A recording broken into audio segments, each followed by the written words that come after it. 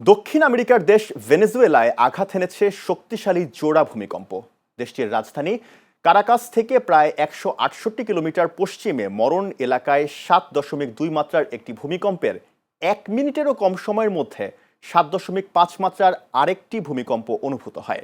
ভয়াবহ এ দুর্যোগে বহু ভবন ধসে পড়েছে এবং ব্যাপক প্রাণহানির আশঙ্কা করা হচ্ছে।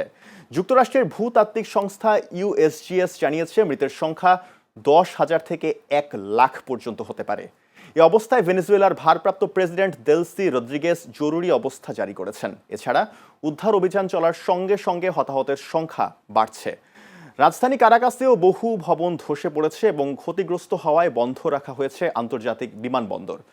মূল ভূমিকম্পের পর বিভিন্ন এলাকায় একাধিক পরাঘাত অনুভূত হয়েছে। বিশেষজ্ঞরা সতর্ক করে বলেছেন, ক্যারিবীয় ও দক্ষিণ আমেরিকা প্লেটের সংযোগস্থলে অবস্থিত হওয়ায় ভেনেজুয়েলা ভূমিকম্প প্রবণ অঞ্চল, ফলে ক্ষয়ক্ষতির প্রকৃত চিত্র সামনে আসতে আরও সময় লাগতে পারে।